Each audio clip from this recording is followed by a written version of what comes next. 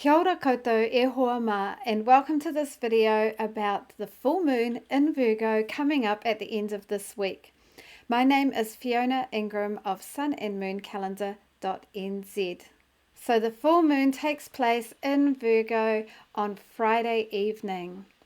Really nice time to watch it because it'll be sunset in the west at around 7:45, moonrise in the east at around 8, and then the full moon becomes exact at around 8:15 in the evening. And that's what it looks like on the zodiac chart. So you've got the sun and moon opposite each other in Pisces and Virgo at 27 degrees 40 minutes. And everyone has Virgo and Pisces in their chart, so this will affect everyone, though in different ways. I'm going to take this moment to mention that all these astrological energies that I talk about, they are just energies with ebb and flow, and astrology of whatever tradition seeks to understand those energies. It's a little bit like the weather. You can choose to go out in the rain or the sun. You always have free will because they are just energies and you can work with them how you choose. So what is the energy of Virgo? The ruling planet of Virgo is Mercury. And Mercury also rules Gemini, and in Gemini it's about communication and social networking. But in Virgo, Mercury is about analysis and discernment and good thinking, intelligent thinking. Okay. So the element of Virgo is earth, and Virgo people or Virgo energy is very practical and grounded. Okay, so Virgo energy is hardworking, methodical, focused on detail and daily routines and good health, very practical. Okay, and the modality of Virgo is mutable. And this means that there is a curiosity about Virgo. So Virgo people love to try different things with the aim of achieving perfection. So they'll set up some amazing system or roster or planner in the workplace or in the home, and then they'll really enjoy tweaking it and making it even better, even more perfect. Okay. And I've chosen that picture of the winding road. Virgo's heading for this perfect place through a winding path, checking out these details and those details. Okay. At full moon, take a moment to step back and review what has been achieved and what has been received. What are you grateful for? And even though Virgo is a very practical and earthy sign, there's still a heightened energy and emotion at full moon. Things can be revealed by the light of the moon, and we need to do an integration of the opposites. So you can see the opposites there with Pisces and Virgo. Pisces, so creative, flowing, mystical, otherworldly almost, and then Virgo, grounded, earthy, focused on detail and on sorting things out as they appear right in front of them. So Pisces can go really big picture, and when I say big picture, I just don't just mean on a national level or a global level. I mean like universe level. Whereas Virgo is about the here and now, wash the dishes, hang out the washing, make a good system for how you hang the clothes. So what are some other energies going on this full moon? Okay. Let's look at the lineup. We will have 4 planets in Pisces, 3 planets in Aquarius, and then the other ones are doing their thing a little bit more spread out. And then the moon is by itself in Virgo.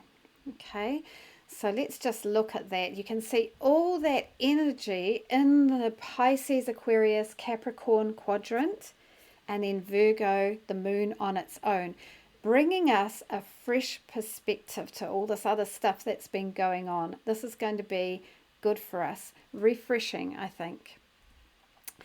Let's look at that stellium in Pisces, those 4 planets. We've got Neptune and Jupiter there, building up for the big conjunction where Jupiter will come with Neptune, and that really spiritual time, creative time that I've spoken about before, in the middle of April. Okay, and at the moment the Sun and Mercury are in there. Later on Venus and Mars will go through there, but not yet. Okay, so all of this is about dreamy, envisioning for a new world, for dreams that you want to come true, creativity, and if you're into it, spiritual feelings, connection to source, universal love. Okay. So I suggest that you use this time for preparation for spiritual connection. Okay, because we've got that big conjunction coming up in April, and it could be a good time to cleanse and clear and get ready, either to be creative or to just find what comes from above or within. So I'm going to add a point, is that with all this Pisces energy, a lower expression of Pisces, like when Pisces energy gets lost or is not in a good way, beware of illusion and delusion and getting taken for a ride and not being able to find what the truth is, and even escapism and addiction is a hard part of Pisces. Now I've written that in smaller writing because it's less of a big deal. Mostly this time is about optimism, opportunity, big dreams, and good luck as well with that Jupiter energy. Okay. The stellium in Aquarius is harder. This is harder. It's more rocky. Okay, so things can come unexpectedly with the Uranus influence, and things can be hard and restrictive with the Saturn influence. So I suggest trying to stay above, trying to observe what's going on, learning from it, and responding in the best way that you can. I think people have been doing that to a large degree anyway. So I also want to mention autumn equinox, a time of balance, day and night of equal length, halfway between summer solstice and winter solstice, and a moment for us to pause and think about how we want to move into that darker, quieter time of year. How do we want to prepare for that? So things to think about this full moon. And I want to acknowledge my friend Leonora, who gave me that photo. She takes really amazing photos, and I'm lucky to use some of them in these videos, as well as all the other beautiful images. So at this full moon, take a moment to look around and think, what has reached fruition?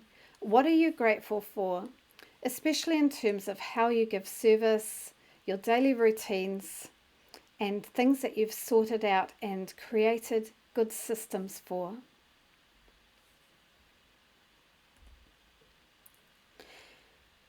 Thinking about several of those things going on, what could you clean up or sort out?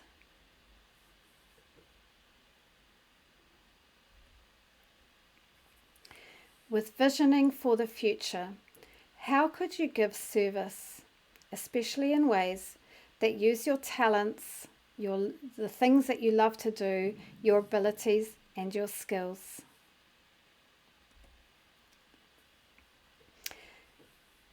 And with the Virgo full moon and Virgo's ability to analyze and discern, where could you apply this, especially to all this information that we're receiving from all directions? What is true, what is not true?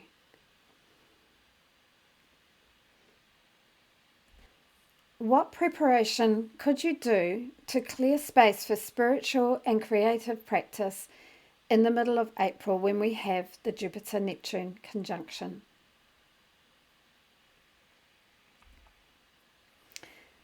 And are you ready for sudden changes? We still have disruptive energy. Are you prepared to pivot and respond positively? Do you have the things that you need to keep going if needed, if things change? So happy sorting out, and good luck with making things clear and tidy and applying good discernment and thinking this full moon.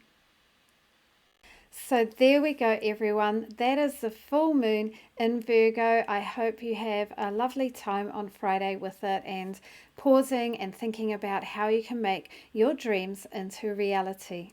Hei konara.